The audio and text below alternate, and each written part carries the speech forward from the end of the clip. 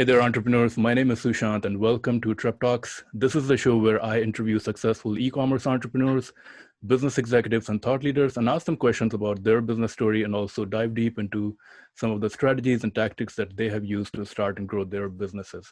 And today, I'm really excited to welcome Angela Watts to the show. Angela is the co-owner and chief ride officer of Slyde Handboards. Slyde Handboards are body surfing handboards that are easy to learn for any age or skill level. They strap to your hand and give you more lift, speed, and control when body surfing.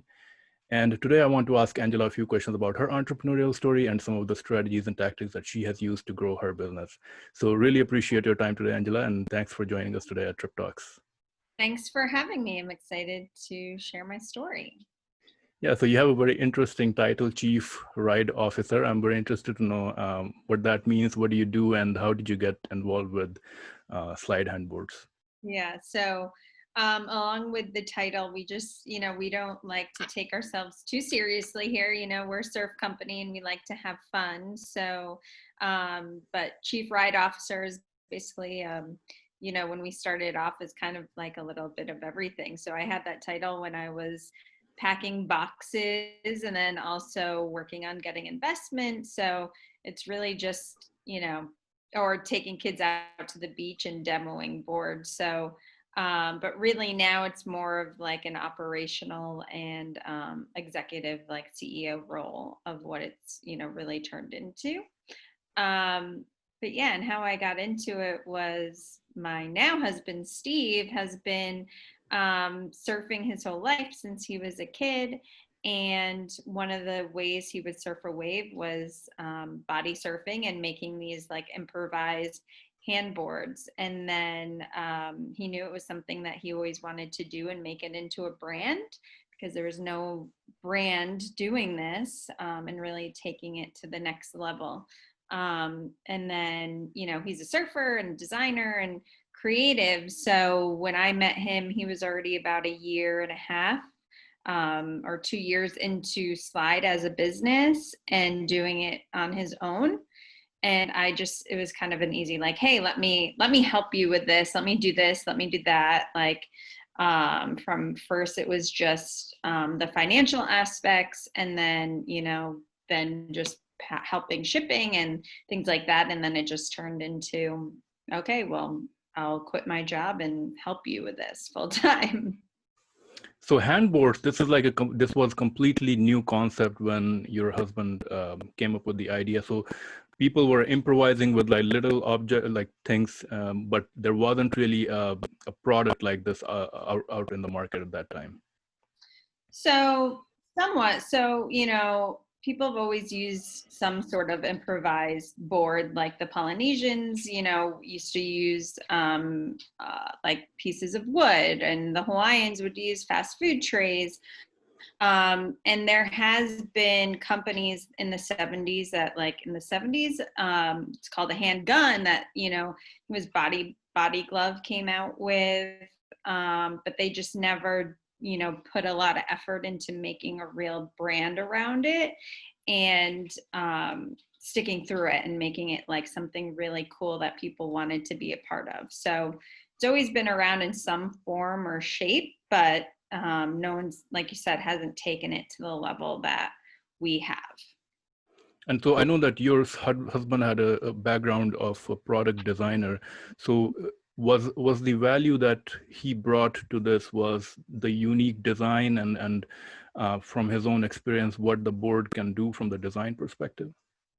Definitely. So, I think that what made us unique and Slyde unique and successful is that product design background. When he went to school for product design, he knew specifically that he wanted to start Slyde. So he went and got that education.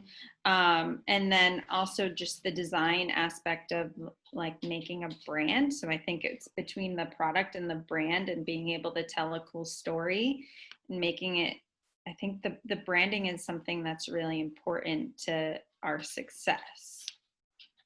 One thing that I found very interesting was that, you So you joined, so you and Steve, got into a relationship, and then, you started helping him.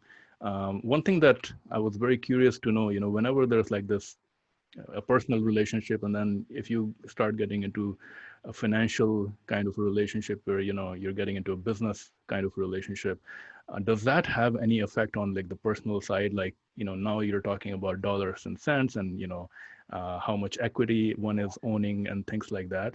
So I'm very curious to know, how did you manage your personal relations, especially like, one would be worried that, what if there's something happens to the relationship and now we're stuck in a business relationship. So can you share a few thoughts of, was that a conversation that you were having at that time, or? We didn't really have that conversation. It really just worked for us. We have very two distinct different skill sets. So because we're very opposite in what we're good at, we kind of just let each other focus on those two things.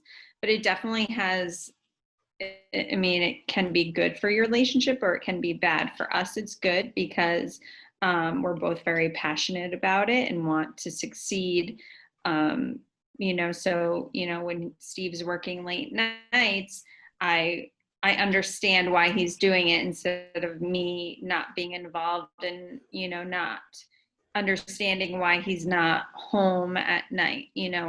I'll want him to be, it'll be things that I know that is important to the business. So I support him in doing that and working hard and staying late, where I think if I wasn't involved in the business and didn't understand that, I may be upset for him not coming home or working late, and vice versa. So I think, it's good ways and bad ways. And of course we have our bickering and fights over the business, but it's, we try to keep that very separate from our personal life, especially now that we have a baby, or now she's 3. So, keeping the business and our relationship separate.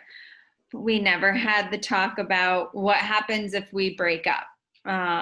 We kind of, I guess, maybe we knew from the beginning we were going to get married, everything just worked perfectly, I guess.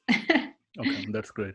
Yeah. So if you could take me to those first, the first days when you joined the company or you started working with the company, did you already have sales going at that time? Did you already have like a prototype or the product that was ready for sale? Was there like any testing process at that time where you were checking that the people who are buying it or using it are liking the product? And so what was going on in those early days when you joined the company?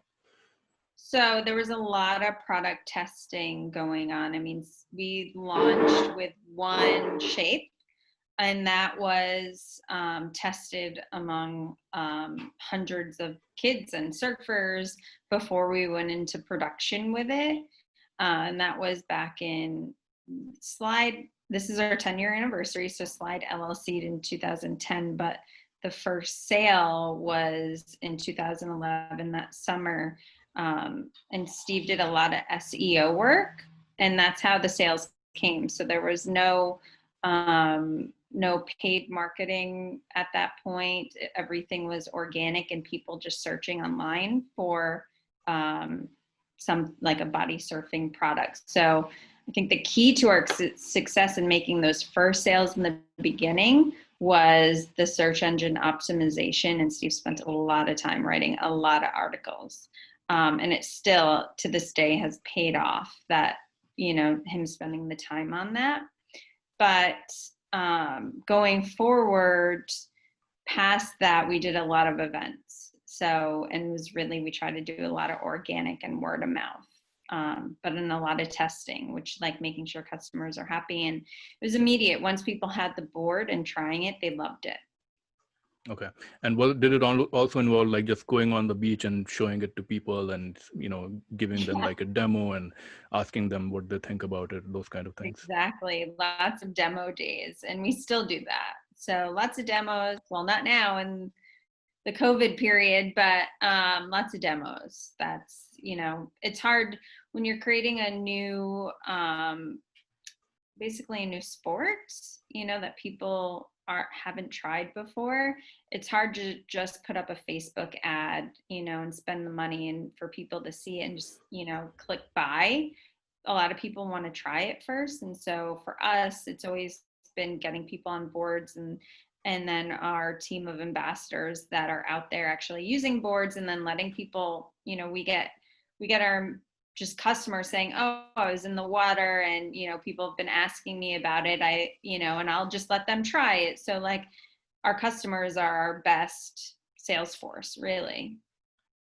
And does a product like this, given that you have a unique design and it was kind of like one of a unique products at the beginning, does this kind of a product, or from a business perspective, do you worry that we should have a patent, or do you have a patent, and is that necessary for a product like this? So that was one of the first things that we did and worked on, and we were really nervous, especially when we went on Shark Tank and we had all our patents done.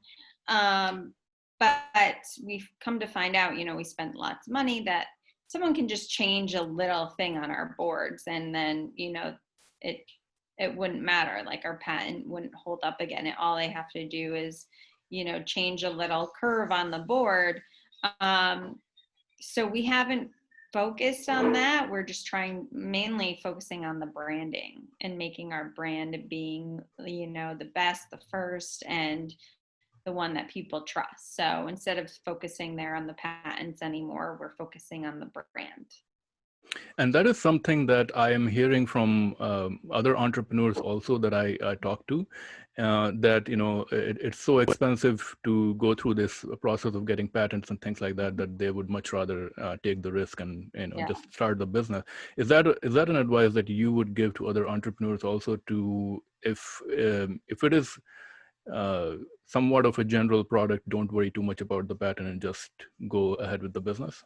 Yeah, it depends on the product, because if you have, something like ours that's a general product and someone just needs to switch a little thing, then yeah, I wouldn't worry much about the patent. Just focus on the brand and, being the first out there and the first one that people, if you're the first and doing the best, people will trust you, and you'll have that leg up. I mean, it's expensive to even just fight a patent and go down that route. So if you are going to go down the patent route, then you just need to make sure then you have the money to back it up if someone does rip it off. But for us, yes, but definitely not. I mean, there are other instances where I think a patent is really important to have. So it just depends on your product. I guess it may also depend, like if the revenues are like really high, maybe in hundreds of millions of dollars, then it may probably make sense to just make sure that you have the protection.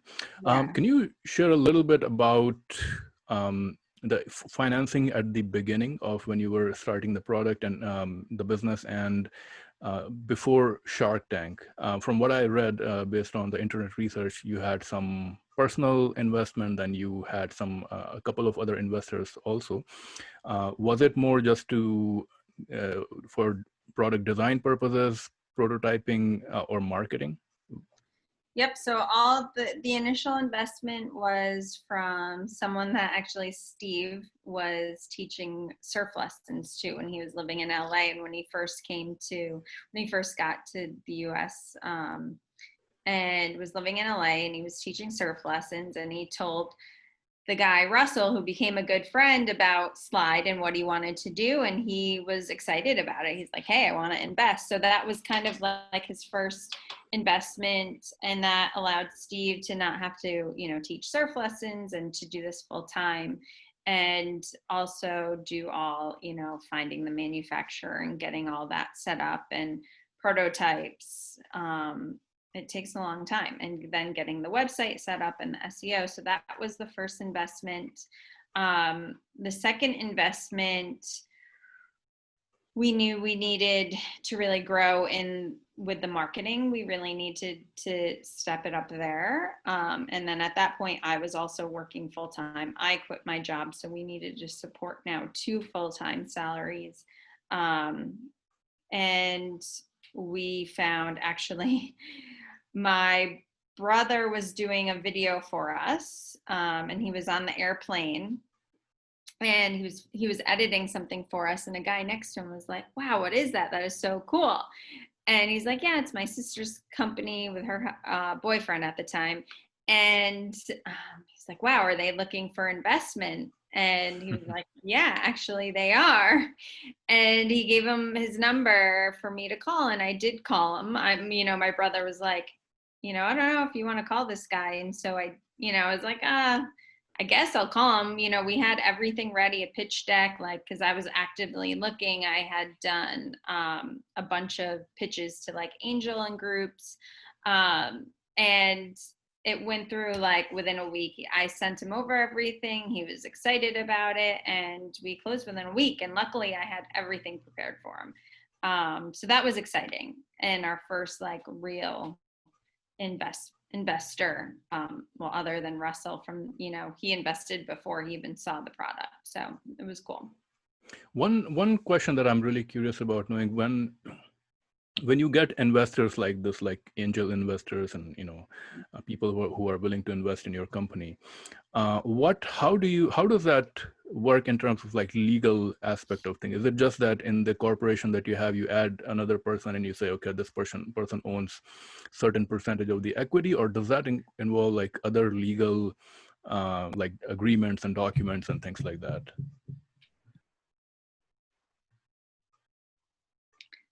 Can you hear me? I think I lost you for a second. Oh, can you hear me now? Yeah, so you were asking about when we get investors like this. I missed that part. Yeah, so when someone gets an investor, someone who's investing in your business, what are some of the legal aspects of those things? Like, is it just a matter of adding someone in your corporate filings and saying now this person owns a certain percentage of the equity, or does that involve like more paperwork where you outline like all the roles and responsibilities and a lot of other So it things? depends on the investor. So with Mitch, it was more of okay, we just needed to add him to the LLC agreement. Obviously, we had worked with a lawyer, to draw that up. I think it was just like a one page of like what his investment was, and then add him to our LLC agreement, and that was easy. But then obviously when it comes to bigger investors, it depends on what the deal is. So we had a completely different process with obviously Mark and Ashton. Okay. Now, I know that you worked with the San Diego Sports Innovators Springboard program. Could you share a little bit about what that was and how did that help you in terms of, pitching and things Yeah. like that?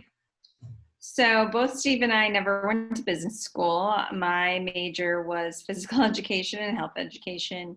And Steve was product design. So there were a lot of things on the business side and on finance and that we didn't know. So, and of course on how to get investment. So we wanted to be educated on that. And so we went through the process with the Springboard program, and that enabled us we had three advisors, one for business, one for marketing, and one for financial. And so they helped us create basically a full pitch. And then also I worked with our financial advisor on creating a full financial plan. And to this day, I mean, I think that was like 6 or 7 years ago, our financial advisor from San Diego Sports Innovators is actually part of our board member team. So he works with us. I still meet with him monthly as an advisor, and it's amazing and probably one of the best things that I did as an entrepreneur is to have those advisors and to keep them on. And there wasn't like any investment from your side to get into that program. Was it just like you applied to it and they accepted you, or? We applied. It's a decent process, an interview, and you have to get accepted. There was, I think you had to join as a membership. So I think it was like $250 for, or no, $250 per quarter, but it gave you a full 2 years Okay. of membership. Yeah. Now, one of the things that I read was that with your business, because it's kind of a new product, there was a big challenge that you faced in the beginning, and maybe even now, is educating the market of what this product is and who should be using it, and some of the things that you mentioned already. Steve was writing the articles and things like that to educate, and then you went into on the beaches and things like that to do demos. How has what is your feel on terms of what the market is like in terms of knowing what your product is, and how has your educational efforts changed from the beginning to what you're doing now? Honestly, it hasn't changed. It's still our best thing to do is getting out there and doing demos and focusing on our customers and using their word of mouth. We do paid advertising now, but still not much compared to other companies. And we focus mainly in like the summertime, is when obviously our marketing shifts to that. But we've stuck true to it because it's what works. So we did focus a good amount on press and in getting that, like, getting into Forbes and Huffington Post and New York Times, which obviously was really helpful. But the best thing for us is always just getting people out there and trying the boards. Okay. And so how has your manufacturing changed from the beginning? What I know that maybe after working with Shark Tanks, they may have advised you or helped you. Can you share a little bit like how were you manufacturing it? Was it always in the U.S. and how has that evolved to where you are right now? So we have tried manufacturing in the US and getting boards made here. It's not really possible. For our process, getting the boards made here is surfboard manufacturing is all handmade. So we wouldn't actually be able to do like a mass amount. So everything for us has been overseas for any mass produced products. We did in the beginning do a lot of, handmade products here in the US. And the first couple of years, we did have to change manufacturers a bunch. We have been happy to stay with with the manufacturer that we have now for the past 7 years, and we'll stay with them forever. It's, once you find someone that you really like and you mesh with, but they're in Taiwan and we go out there, especially in the beginning, we went out there a lot. You meet their families and you go out to dinners with them and you get really close with them. So that's, having that relationship with your manufacturer, especially overseas, is really important, especially in that culture. They want to meet you and take you out with their families, and, most of them are family owned and run businesses. So that was really important. Our second manufacturer, so we have two manufacturers, and when we came out with a foam board after Shark Tank, now this is the biggest surfboard manufacturer in the world that we make our foam boards with. So they produce all the boards for like Costco, like those big, foam surfboards you see. And we would have never gotten into them as our manufacturer if we didn't have, been able to name drop Mark Cuban and Ashton Kutcher. So like that's Oh, really? something that it's definitely, when you're working with a really massive manufacturer and you're just like a little guy, at least like having the names of, obviously a billionaire, it helps to, catch their attention and like put their time into you, because it's, they may not make much money off of you compared to, all the money they're making with Costco and they're big, they're big companies that they work with. And one question that I'm always interested in knowing is, when you work with these manufacturers in different countries like Taiwan or China, and you have like a unique product, do you like when you have some agreements, in those agreements, do you say, that they're not going to use your design to sell to other people or things like that? Because Yeah, definitely. So both our manufacturers, is really important that we have non-competes. So both we our manufacturers can't make handboards for anyone else. So we made sure that when we signed with them, that they won't take our designs and sell to someone else. We own the molds, but also it was important for us that they weren't producing for anyone else, because our process of making our handboards are unique. So we didn't want someone else, another handboard company coming to them and, taking the process that we use to make our handboards. So we haven't had anyone doing that. And that's why having that relationship with your manufacturer is really important, that they know you and they can trust you and you can trust them. We did the very first boards that we made back in 2011 was a China made product. And we did have those issues where, that you saw them on all different websites, being so Alibaba, Alibaba. and they're not there anymore, but, that's why we moved to Taiwan. It's China, you have to really be careful with. We did also when we did do our trademarking, in case we ever went back to China, we did get our trademark there for Slyde. That way, it's just a way to shut down any copiers, like anyone wanting to make Slyde products there. So. And these kind of advices, it's your legal team advise you that you should do this, and so it will help you prevent. Okay. Yeah. Mm-hmm. So I want to ask you a couple of questions about Shark Tank.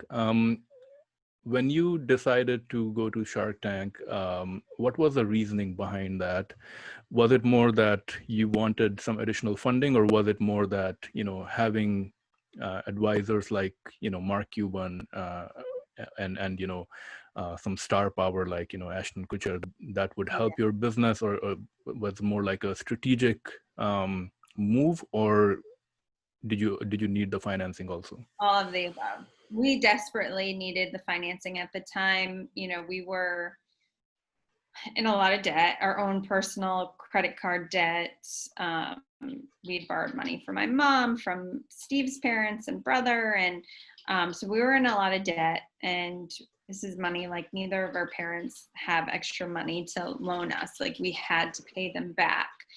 And then obviously, so we needed the money, and it was obviously a great publicity and like marketing thing. So when we went on, we wanted to make sure, we weren't expecting to actually get one of them to invest in us. We just wanted to make sure that we didn't make ourselves look like idiots on national TV. And if one of them, wanted to invest in us, then that's just a bonus. So we thought being able, to get more eyes on our products would obviously help the business in getting more money by making more sales. And then if someone did invest with us, then great. And we're feel so lucky to have that, because after all said and done, it's more, the money is just, isn't worth as much as the actually having Mark and Ashton a part of our team.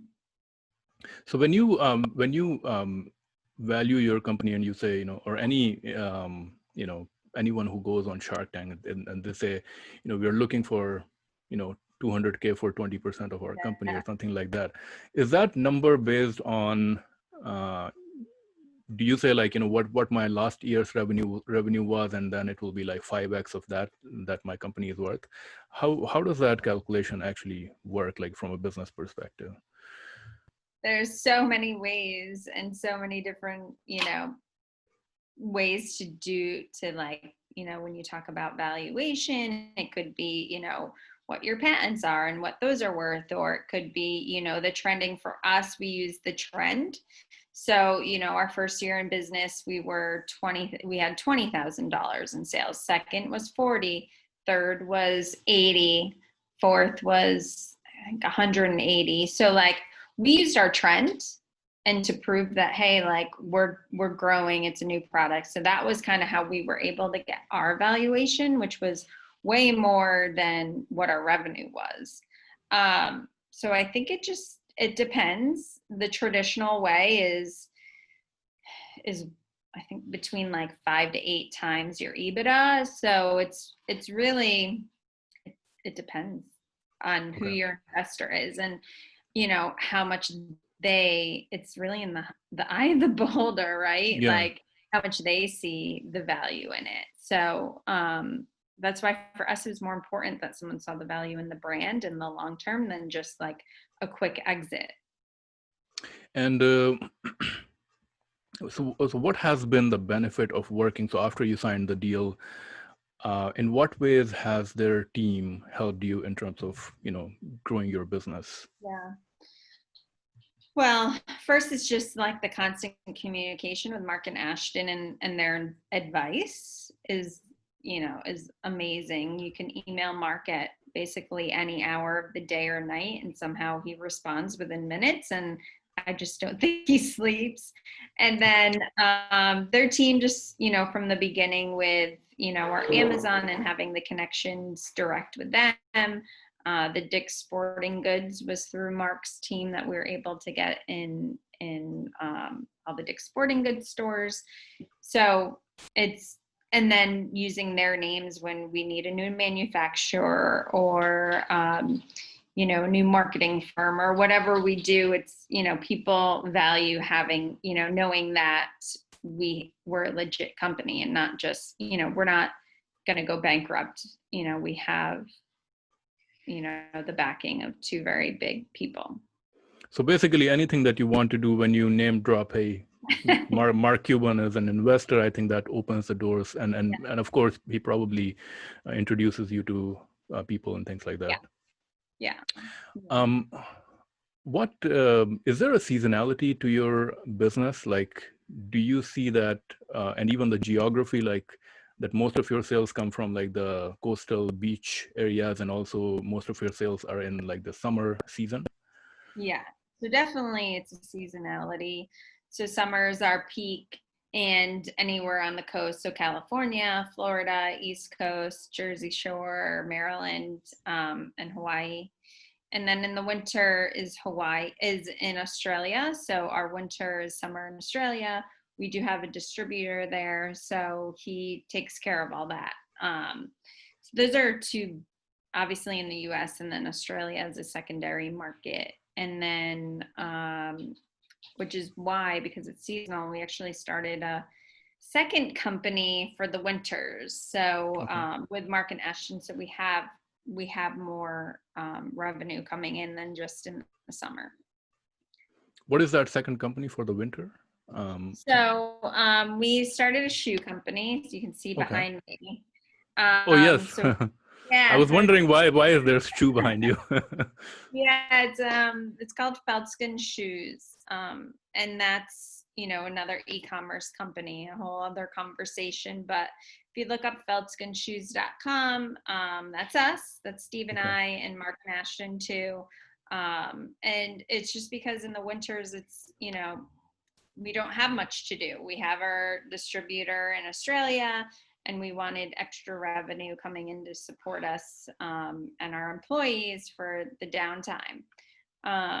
And it's been great to have that extra income coming in as well. So these shoes are actually sold in the US, in North America, or? Yep. So we sell direct to consumer online in the US, and these are all handmade in South Africa, actually. Oh. Steve's South African. So it's Feltskin is a shoe there that, it's kind of like UGG to Australia, or like, gum boots to the UK. Like it's a type of shoe in South Africa. So this is a leather. What is the material? Yep, they're leather shoes. Okay. Yeah. Okay. What does your team look like right now? So it's Steve and I, and then we have Michelle, who handles all of our social media and brand partnerships. We have another in-house designer. Her name is Carolyn, and she works with Steve on projects like email marketing and anything that goes out like on social media. And then my dad does all of our accounting and our QuickBooks. And my Aunt Joyce actually does all of our customer service. And then we work with a marketing firm in LA. And then we have Mark Cuban's fulfillment team in Dallas. So it's a good team. So the fulfillment is, do you also do fulfillment through Amazon FBA, or is it just his fulfillment? Yeah, so Slyde is on Amazon FBA, so they ship for us to Amazon, and then they also fulfill all our online Shopify. We are with Shopify, so all our Shopify orders. They also do our shoe company, and the shoes we're not gonna put on Amazon. We're gonna keep them strictly to Shopify. Just the like exchanges and returns with shoes are a whole separate thing to deal with. Okay. By the way, you're comfortable, right? I see. There's nothing. I saw that you're moving on in the chair. So there's nothing. You're okay, No. right? Okay. Okay. Oh yeah. Okay. So I want to know a little bit about your social media. I saw your Instagram, and I saw a lot of photos. Is it mostly user generated content that you that people send to you and you post on your social media, or do you have your own team and your own people who it's a you take pictures and you post them on social media? How does that work? So Slyde is very, very community orientated, and it's awesome to have that. Everything that we post is all community generated. So we don't go out and need to spend money on, a professional photographer. We do every once in a while, but for the most part, I'd say 95% is user generated. Now the shoe company that we talked about is a completely separate story because it's more like fashion, and so you need to have those professional photos. But yeah, with Slyde, it's such a great community and people are happy to share. So it's awesome. Now, one thing that I saw on your YouTube video, I believe you're working with a big wave surf tour champion, Grant Twiggy Baker. Is he like um, your spokesperson from like the surfing community, or is he working with the company, or is he just like and was it just like an interview in there? So we worked with him for a bit when he won the championship. And so, that was great to have him on board and show people that, big wave surfers also use handboards. Our main partner that we have his name is Sean Anoka. He's a big body surfer in Hawaii. And so it's important to have those relationships with the surfers and people that, the surf industry really respects, because yes, we want to go mainstream and make, we want to replace boogie boarding, but it's also, we want to create a very cool brand. So you still need to have those like cool surfers that are, showing that it's something that anyone wants to be a part of. So it's kind of the way we see it. Are you now focusing on like international markets? So I know that, all over the world, there's like beaches and people who surf and things like that.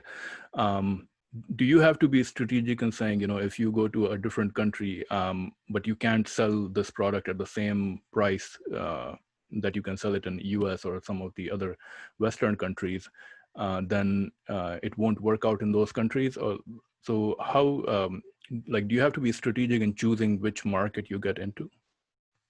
So the only other market that we've really been successful with a distributor is in Australia. So that was very strategic. We work with him closely on, pricing and everything, and he does a good job with that. For everywhere else, we ship from the US, so online. So we control that. So we make sure everything is controlled by us. So we're not working with distributors over there. It's still pretty niche, so in other areas of the world. So we really only focus on the US and Australia. And if people come from, we do ship internationally. I would say about 5 to 10% of our orders are international, but we just consider that as like an extra bonus. And we haven't really focused much there too much yet. Now, I know that in anyone's entrepreneurial journey, there's always, mistakes and failures. Throughout the 8 or 9 years that you've been working with this company, what are one or two big mistakes or failures that stand out for you? And what have you learned from them, and what can others learn from those mistakes? That's a tough question. Our biggest mistake, I'd say in the very beginning, was just not knowing, like, we didn't know what a gross margin was. We didn't know, we're like, hey, it's costing us $50 to make these boards. If we sell them for 100, great, but we actually, you have your shipping costs, you have your website costs, you have all those other, we have our salaries. So like, we didn't really understand, where gross margins came from. And, I never heard of the term before that. So I guess, knowing that and being educated on, having all the financials, know-how, especially if you've never gone to business school. But learning from that, which is why it was important for us to get a financial advisor and go through the San Diego Sports Innovators Program. I did that program, and I also did the Goldman Sachs 10,000 Small Businesses. That's basically, if you look that up, it's basically like getting a free MBA through Goldman Sachs partners with Babson. And Babson is the top entrepreneurship college in the country. And so you go through a whole semester. And that was the best thing by far for me to do, was going with just getting educated, because you don't know what you don't know. And then also just having advisors that you can turn to that have been through this. Okay.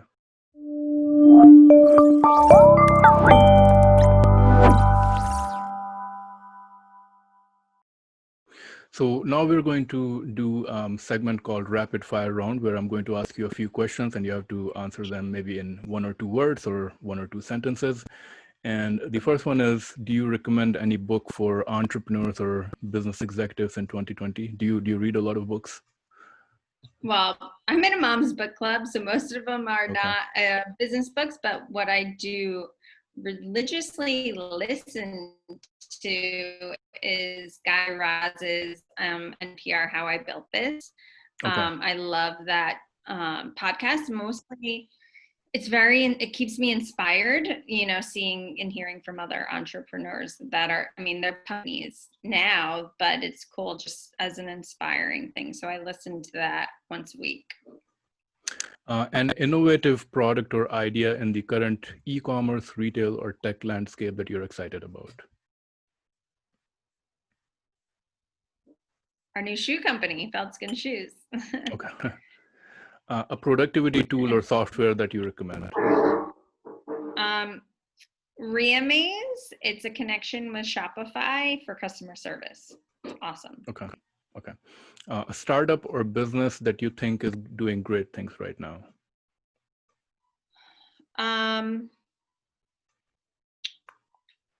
Feltskin Shoes. Okay. A peer entrepreneur or business person who inspires you?